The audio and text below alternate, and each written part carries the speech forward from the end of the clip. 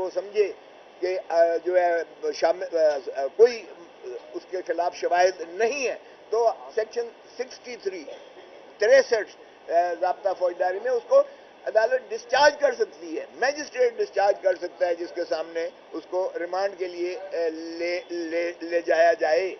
تو یہ تمام ان کے ہیں، اور اگر وہ ریمانڈ دیتا بھی ہے تو اس کی نگرانی جو ہے سیشن جج کے پاس ہوتی ہے 435 میں، اور پھر اگر وہ ہوتا ہے تو ہائی کورٹ میں آتا ہے، اور وہ تمام اسے جو ہے سہولتیں میسر آتی ہیں، وکیل کی بھی اور خاندان اور فیملی کی بھی، اور اسے پتہ ہوتا ہے کہ میرے اوپر الزام کیا ہے اور میرے خلاف شواہد کیا ہیں. اب آج اٹارنی جنرل صاحب نے جو ہے پڑھ کے سنایا کہ جی یہ انہوں نے چونکہ کل کی سماعت میں جج صاحبان نے کہا تھا کہ بتائیے کہ کیسے آپ ڈیو پروسیس آف لا اس کی تکمیل ہوتی ہے، تو آج انہوں نے سارا جو ہے پڑھ کے سنایا، اپنی استدلال دی کہ کس طرح سے یہ شروعات کس طرح سے ہوتی ہیں. ایک ان کی جو ہے ایک رپورٹ بنتی ہے، انفارمیشن رپورٹ ایک کمانڈ میں بنتی ہے.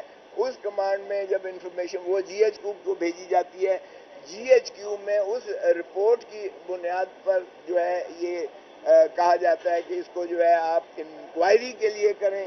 پھر ایک انکوائری کورٹ یا انکوائری ان کی کمیٹی بنتی ہے، وہ بھی فوجیوں پر ہوتی ہے. پھر اس کا جو ہے وہ گرفتاری کا جو ہے سیکشن دیا ہوا ہے، اس کو گرفتار کیا جاتا ہے، اور پھر گرفتار کر کے کہاں رکھا جاتا ہے یہ کسی کو نہیں پتا ہے. آج اگرچہ اٹارنی جنرل صاحب نے کہا کہ جی ان کو جیل ویل میں ہم نے کوئی نہیں رکھا ہوا، کہاں رکھا ہے کیسے رکھا ہے، گول مول جواب دیا کہ ہم نے اپنا جو فوجی بیرکس ہیں ان میں رکھا ہوا ہے، لیکن اس کا جواب انہوں نے نہیں دیا تسلی بخش. میں نے جو عرض کی کہ جی اتنا پیتھیٹک اسٹیٹ آف افیئرز ہے کہ ایک میجسٹریٹ کے پاس یہ اقبال جرم کروانے لے کر گئے ایک ملزم کو، میجسٹریٹ نے کہا الامان اس کی حالت تو دیکھو، وہ تو کھڑا نہیں ہو سکتا، وہ تو نڈھال ہے، میں کیوں کر اور کیسے اس کا بیان جو ہے اقبالی بیان جو ہے 164 کا لکھوں. اس نے انکار کر دیا. یہ بات میں نے سپریم کورٹ کو بتائی ہے. اٹارنی جنرل آئیں بائیں شائی مارتے رہے، اور اسی طرح پھر میں نے کہا کہ جی ابھی بھی انہوں نے 102 اشخاص کی جو آپ کے سامنے بھی کی تھی فہرست تک نہیں دی ہے. یہ اتنا، اور چیف صاحب نے کہا بھائی اتنی سیکریٹو کون سی بات ہے، اتنی آپ کیوں اس کو اخفا رکھے ہوئے ہیں. وہ 102 بندے جو آپ کہتے ہیں کہ آپ کی تحویل میں آپ نے انہیں گرفتار کیا ہے، تو پھر ان کا نام دینے میں، اس کی فہرست دینے میں، تاکہ تشفی تو ہو جائے ان کے جو والدین ہیں یا ان کے جو بھی ہے وہ رسا ہیں، ان کو ایک تسکین تو مل جاتی ہے کہ چلیں ہمارا جو ہے بچہ یا ہمارا خامند یا ہمارا جو ہے بھائی اب جو بھی ہے وہ ایک تحویل میں اور محفوظ ہے، کم از کم زندہ تو ہے. ابھی تو یہ بھی کسی کو نہیں پتا ہے. اور اسی طرح سمیر کھوسا نے بھی اپنا جو ہے نالش کی. اس نے بھی کہا کہ میرے کلائنٹ کو بھی نہ تو کسی کو ملنے دیا گیا ہے، اور وہ بھی بہت بری حالت میں ہے، اور نہ وکیل تک رسائی ہے. تو چیف صاحب نے کہا کہ اگر ہم کسی کو یہاں سے مقرر کر دیں اور جا کے دیکھیں تو اس پر بھی اٹارنی جنرل نہیں مانے اس بات پر. جو انہوں نے میرا نام لیا، میں کوئی اس قسم کا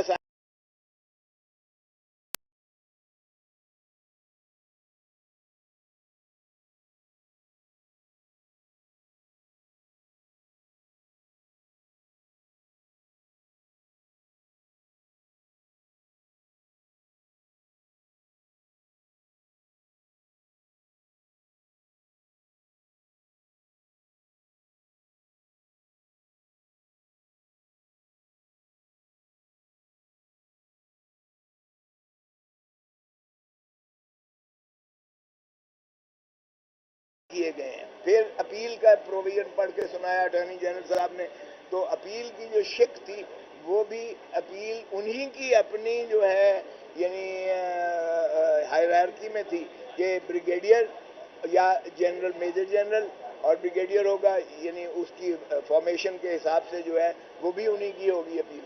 تو میں نے یہ بعد میں بھی کہا، میں نے کہا جی جب کور کمانڈرز ساروں نے اور فارمیشن کمانڈر ساروں نے ایک فیصلہ ہی سنا دیا ہے کہ ناقابل تردید شواہد جن کو جھٹلایا نہیں جا سکتا، جس کی آرمی چیف خود سربراہی کر رہے تھے ان تمام میں بھی آرمی چیف صاحب جو ہے اس کی سربراہی کر رہے تھے، اور فارمیشن کمانڈرز کی بھی صدارت جو ہے خود آرمی چیف کر رہے تھے، اور کہتے ہیں کہ جی اب اپیل کے لیے بھی پھر آرمی چیف کے پاس جائیں. تو مجھے بتائیے گا کہ ہم نے یہی کہا کہ جناب ہمیں یہ ایسا جو ہے یہ منظور بالکل بھی نہیں ہے، اس لیے کہ بنیادی حقوق نہ صرف یہ اپیل کے رائٹ سے شروعات ہوتے ہیں، بلکہ بنیادی حقوق آپ کے ابتدا سے شروع ہوتے ہیں، اس کے گرفتاری سے شروع ہوتے ہیں، اس کی گرفتاری کے بعد اس کو جو ہے وہاں ٹرائل سے شروع ہوتے ہیں، اس کے وہ تمام جو ہے اوپن کورٹ کے سے شروع ہوتے ہیں، اور نہ صرف یہ کہ کسی فوجی کو تو یہ تو پھر آپ چلے جائیں رشیا چلے جائیں یا آپ چائنا چلے جائیں جہاں فوجی جو ہے وردی میں بیٹھ کر وہ عدالتیں لگاتے ہیں. یہ پاکستان میں ایک آئین ہے اور اس کے تحت جج کو he should be qualified to administer justice. اور ان کا ایک طریقہ ہے، سیشن ججز کس طرح بنتے ہیں آپ کو پتہ ہے، سول ججز کس طرح بنتے ہیں آپ کو پتہ ہے، ATA اینٹی ٹیررزم کورٹ کس طرح بنتی ہے آپ کو پتہ ہے، اسپیشل جج کس طرح بنتے ہیں. یہ سینئر سیشن جج کو اس کا رینک ہوتا ہے، جن کی 20-30 سال جو ہے یہ تجربہ ہوتا ہے اس قانون کی جو ہے اس میں منشا کے مطابق جو ہے یہ فیصلے کرتے ہوئے آئے ہوتے ہیں، اور کئی وکیلوں میں سے آئے ہوتے ہیں. تو ان کی ایک لیگل نالج ہوتی ہے، تو لیگل نالج کی بیسس پر وہ جو فیصلہ کرتے ہیں اس کو آپ عدالت کا فیصلہ کہہ سکتے ہیں. صرف گلٹی ناٹ گلٹی لکھ دینے سے کوئی فرق نہیں پڑتا ہے، اور اگر اس کے کوئی ریزن دے بھی دیں، یہ اب اگر جو لالی پاپ دے رہے ہیں ہم نے اس کو بالکل ایکسیپٹ نہیں کیا ہے. جو اٹارنی جنرل صاحب کہہ رہے تھے کہ آپ ہمیں ٹائم دیں اور 1 مہینے کا، اور ہم قانون سازی کے لیے کوشش کرتے ہیں، یقین نہیں دلایا. وہ گلبھاشن کا جو ہے قصہ سنا رہے ہیں، وہ بھائی گلبھاشن کا کیا تعلق ہے ان بچوں کے ساتھ یا ان لوگوں کے ساتھ جنہوں نے ایک ٹریگر آف ہوا ہے، اور اس میں پاکستانی 102 بچے جو جن کی پیرنٹس ہلکان ہوئے ہیں ان کے ٹرائل میں ہم کب کہہ رہے ہیں کہ بری کر دیں؟ بھائی ہم کہتے ہیں کہ ڈیو پروسیس آف لا کے تحت ان کو اگر اینٹی ٹیررزم کورٹ بنتی ہے تو اینٹی ٹیررزم کورٹ ٹرائی کرے، اگر سیشن کورٹ بنتی ہے تو سیشن کورٹ جو ہے ان کو ٹرائی کرے، اوپن ٹرائل ہو، اور اس کے بعد اپیل آتی ہے ہائی کورٹ میں اور پھر سپریم کورٹ میں اس کی پٹیشن ہوتی ہے. یہاں کوئی اپیل نہیں ہے، کوئی اپیل سپریم کورٹ میں ہائی کورٹ میں نہیں ہے، کوئی پٹیشن جو ہے سپریم کورٹ میں نہیں ہے آرمی ایکٹ کے تحت جو ہے ان کا جن کا ٹرائل ہونے جا رہا ہے. تو اور آج کہاں رکھا جا رہا ہے؟ یہ سارا سیکریٹو ہے، حتیٰ کہ نام تک دینے سے گریزاں ہیں. تو اس لیے ایسے ٹرائل میں تو بنیادی حقوق عوام کے وہ بلک رہی ہے عوام. ہمیں بالکل یہ اس طرح کی جو ہے قبول نہیں ہے. بھلے وہ اگر کرتے ہیں تو قانون سازی 2/3 سے آئین کو ترمیم کرنا پڑے گا، اور میرا نہیں خیال کہ کوئی بھی عوامی نمائندہ آ کر یہ سویلینز کے تابع کر دے گا، فوجی عدالتوں کا سنوائی تابع کر دے گا، ورنہ کل کو یہ خود آئیں گے. اور محترم نواز شریف صاحب نے جب 98 کا آرڈیننس کیا تھا، اگر یہ اس کو لیاقت حسین کے کیس میں سپریم کورٹ کے 9 جج اس کو جو ہے کالعدم قرار کے نہ پھینکتے تو یقین کریں کہ پہلا ٹرائل نواز شریف کا ہوتا، اسی اپنے بنائے ہوئے قانون میں ملٹری کورٹ میں ان کا ٹرائل ہو رہا ہوتا. تو اس لیے ایسا نہ کریں، جو آگے سے بھی اثر انداز ہو، ایسا گڑھا نہ کھولیں جس میں آپ خود گریں، اور ایسی چیز نہ کریں جس میں عوام پاکستان جو ہے بنیادی حقوق سے محروم ہو کر ایک خوف کی فضا میں جو ہے زندہ رہے. تو میں سمجھتا ہوں کہ ابھی انہوں نے جج صاحبان نے کہا ہے کہ ہم ان معروضات کو کنسیڈر کر کے اب یہ جو ہے اگلی تاریخ ابھی بتائیں گے تھوڑی دیر میں انشاءاللہ. اور ہمیں یقین ہے چودھری اعتزاز احسن نے کہا کہ میں توقع چودھری اعتزاز احسن نے کہا کہ یہ ان کا حکومت کا، وفاقی حکومت کا، اٹارنی جنرل کا صرف ایک مقصد ہے، یہ آپ کو مانے کرنا چاہتے ہیں آپ کو کہ آپ ایک عظیم فیصلہ نہ دیں، اور وہ عظیم فیصلے سے محروم رکھنے کے لیے آپ کو یہ ہیلے بہانے سے تاریخیں لے رہے ہیں. یہ چودھری اعتزاز احسن نے برملا کھلی عدالت میں کہا. اچھا، میں آپ کو آپ کی اجازت سے ایک دو باتیں کرنا چاہتا ہوں. ایک، اگر ججز کا یہ خیال ہے یا قیوم صدیقی ذرا سن لیں، میں آپ کو ایک چیز بتاؤں. جب میں کر رہا تھا 13 ججز کے سامنے افتخار محمد چودھری کا کیس، تو جب ختم ہونے لگی بحث تو ہمیں یہ اطلاع ملی 2 دن پہلے اور میری نیکسٹ ڈے فائنل آرگومنٹ تھی. انہوں نے کہا تھا نہیں وہ میری ذرا سن لیں. اب وہ فائنل ڈے پہ ہمیں چودھری افتخار صاحب نے کہا, ان کے کچھ وکیل جج ان کو بتاتے تھے, ان کے کولیگ تھے, انہوں نے کہا یہ فیصلہ ہو گیا ہے, اب بڑا اچھا فیصلہ ہو گیا, بڑا اچھا فیصلہ ہو گیا, یہ فیصلہ آ رہا. کہنے لگے کیا؟ میں نے کہا کیا؟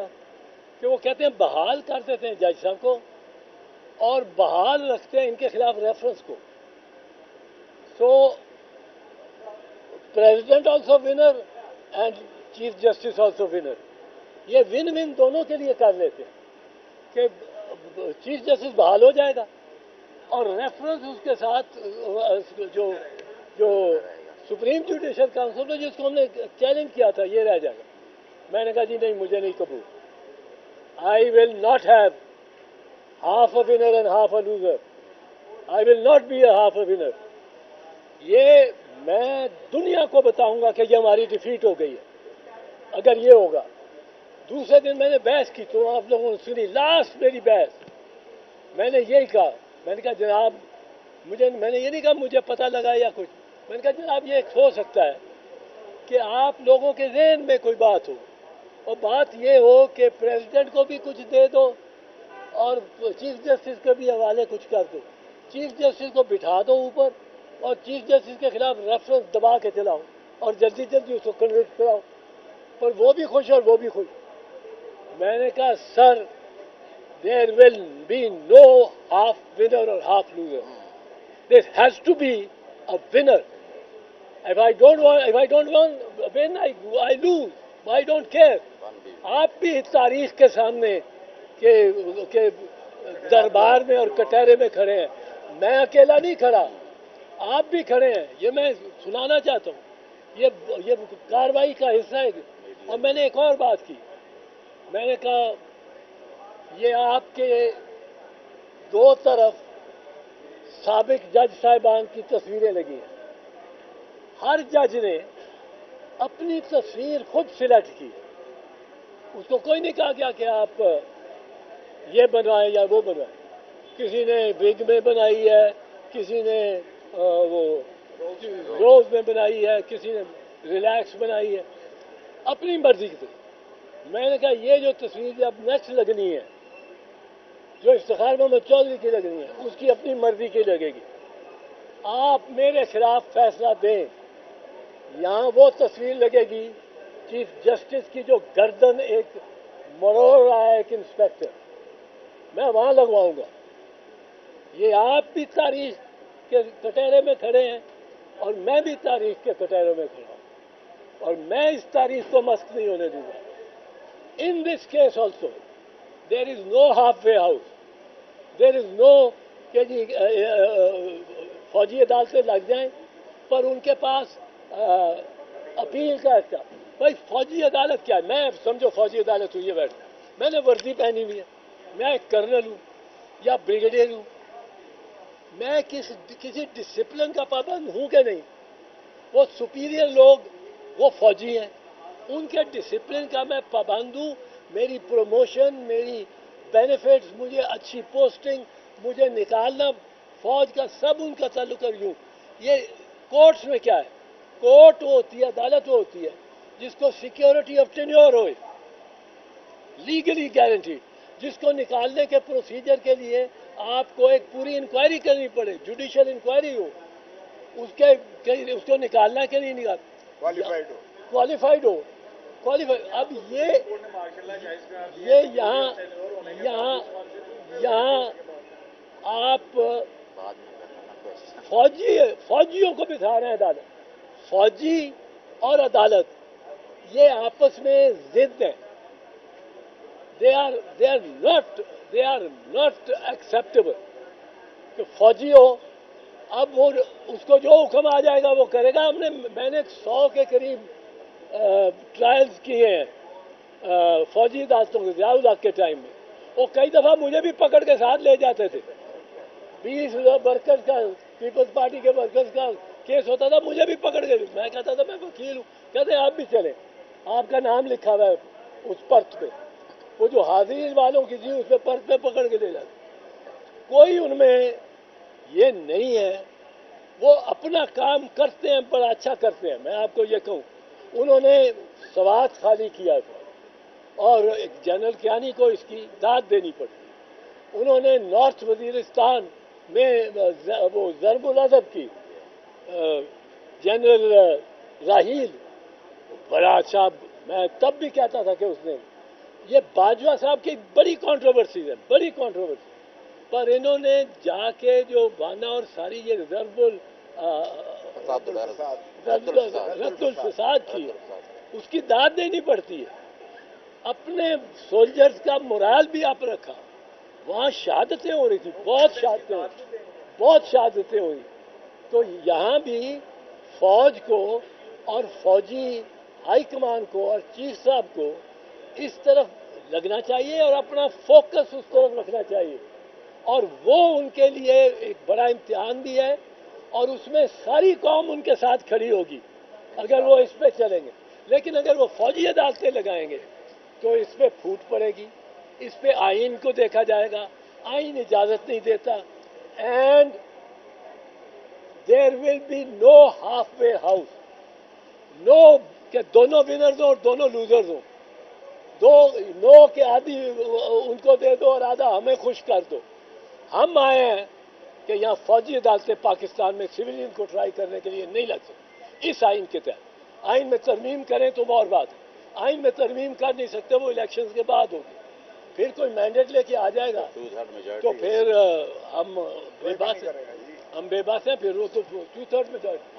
तो ये हमारा कोई अनरीजनेबल स्टैंड नहीं, बट अगर अदालत ये समझती है, या कोई चीफ साहब के ज़हन में किसी ने डाल दिया कि वो अपील का हक दे दें, फौजी वही रहे, वो कर्नल साहब जो नहीं हट सकता सुपीरियर ऑर्डर, फौजी भी वही रहे, प्रोसिक्यूटर भी वही रहे, अदालत भी वही रहे, वर्दी में बैठा हुआ हो, और फिर वकीलों से, सिविलियन वकीलों को क्या, मैंने अटक में 2 ट्रायल्स किए, अटक किले में, फील्ड जनरल कोर्ट मार्शल, वहाँ जो उन्होंने फैसला करना होता है, फैसला कंफर्म किसने करना होता है, फैसला कंफर्म करना होता है आर्मी चीफ ने। उस वक्त तक वो सुना भी दे कन्विक्शन गिल्टी, उसको कंफर्मेशन आर्मी चीफ ने, ना जिसने बहस सुनी, ना जिसने मुल्ज़िमों को देखा, ना जिसने कोई अंदाज़ा लगाया कि ये तो बेचारा गरीब यूं ही फंस गया लगता है, कोई उसने क्या, उसने या उसको हर मुल्ज़िम के सामने एंडोर्स्ड या नॉट एंडोर्स, तो उसके सामने तो बहस भी नहीं होनी जिसने फाइनल फैसला करना। 1 winner and 1 loser।